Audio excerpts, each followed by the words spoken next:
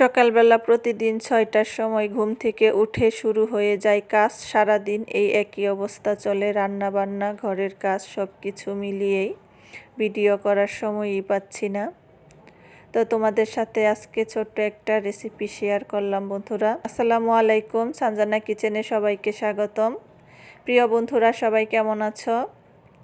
আজকে চলে আসলাম তোমাদের সাথে ছোট্ট একটা রেসিপি শেয়ার করব বলে, কাতলা মাছের রেসিপি।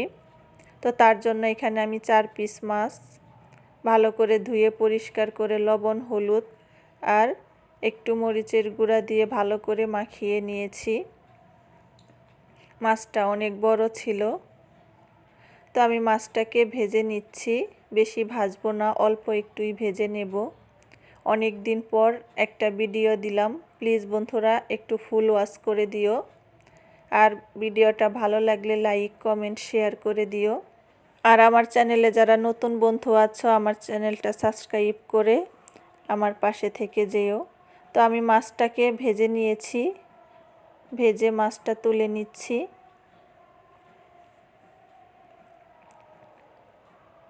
আমার মাছ ভাজা হয়ে গেছে। ওই তেলের মধ্যেই আমি এখন দিয়ে দিলাম গোটা জিরা, আর দিয়ে দিলাম 2টা শুকনো মরিচ, পেঁয়াজ কুচি আর কাঁচা মরিচ কুচি দিয়ে পেঁয়াজটাকে একটু ভেজে নেব। তো পেঁয়াজটা ভাজা হয়ে গেছে, এখন সব মশলাগুলো অ্যাড করে দেব। পরিমাণ মতো লবণ দিয়ে, অল্প একটু পানি দিয়ে আদা রসুন বাটা সব মশলাগুলো আমি দিয়ে দিলাম। ধনের গুঁড়া, হলুদ গুঁড়া আর দিয়ে দিলাম মরিচের গুঁড়া দিয়ে মশলাটাকে আমি ভালো করে কষিয়ে নেব। তো আমি মশলাটাকে ভালো করে কষিয়ে নিচ্ছি। সারাদিন হাজারো ব্যস্ততার মাঝখানে ভিডিওটা করার সময়ই পাচ্ছি না আমি। তো এখন থেকে ইনশাল্লাহ 1 দিন 2 দিন পর পর ভিডিওটা আবার আগের মতো কন্টিনিউ করব। তোমরা সবাই আমার ভিডিওটা একটু ফুল ওয়াচ করে দিও বন্ধুরা। তো আমার মশলাটা কষানো হয়ে গেছে, এখন এর মধ্যে আমি টমেটো কুচিগুলো দিয়ে দিলাম। দিয়ে টমেটোটা দিয়ে একটু মশলাটার সাথে কষিয়ে নেব।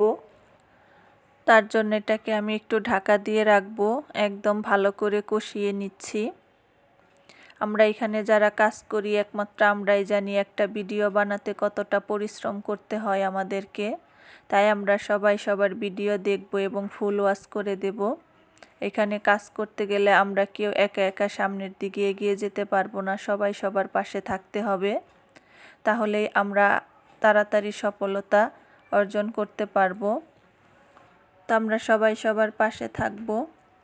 তো এই মশলাটা আমার ভালো করে কষিয়ে এর মধ্যে অল্প একটু পানি দিয়ে দিয়েছি।